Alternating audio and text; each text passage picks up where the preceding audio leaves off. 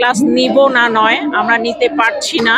যে এই শিক্ষক এবং শিক্ষার্থীদের পরিচয় যতদিন পর্যন্ত স্পষ্ট না হচ্ছে ততদিন পর্যন্ত পরিচয় সংকটে ভুগছি আমরা, শিক্ষকরা ভুগছি, শিক্ষার্থীরাও ভুগছি। 2024-25 শিক্ষাবর্ষে সম্মান শ্রেণীতে ভর্তিকৃত যে শিক্ষার্থীরা, তাদের আসলে পরিচয় সংকট এবং আমাদের শিক্ষকদের পরিচয় সংকট।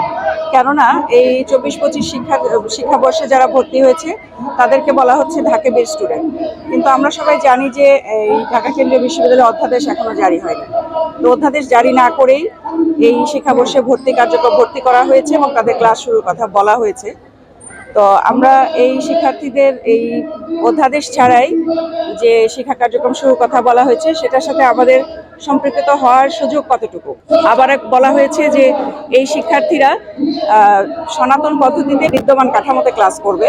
সেটা যদি হয় তাহলে সনাতন পদ্ধতি বিদ্যমান কাঠামো হচ্ছে ঢাকা বিশ্ববিদ্যালয়ে অধিভুক্ত থাকতে হবে। সেটাও আমরা দেখতে পাচ্ছি না যে তারা ঢাকা বিশ্ববিদ্যালয়ে অধিভুক্ত নয়। যে এই শিক্ষক এবং শিক্ষার্থীদের পরিচয় যতদিন পর্যন্ত স্পষ্ট না হচ্ছে ততদিন পর্যন্ত পরিচয় সংকটে ভুগছি আমরা, শিক্ষকরা ভুগছি, শিক্ষার্থীরাও ভুগছি। তো এই জায়গাটায় স্পষ্টীকরণ আসলে আমরা অবশ্যই আমাদের শিক্ষার্থীদের ক্লাস নেওয়ার জন্য প্রস্তুত থাকবো।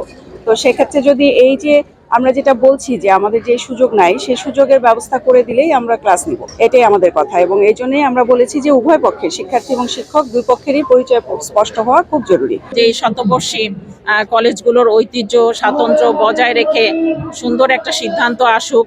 আমরা বিশ্ববিদ্যালয়ের বিপক্ষে নই এবং আমি শুধু না, সবাই আমরা এটা জানি যে কোনো ধরনের অতীতে কোনো ধরনের স্টাডি ছাড়াই আমরা বারবার আমাদের কলেজগুলো অধিভুক্তি সংক্রান্ত যে সিদ্ধান্ত আসে আমরা এক এক সময় এক এক বিশ্ববিদ্যালয়ের অধিভুক্তিতে চলে যাই।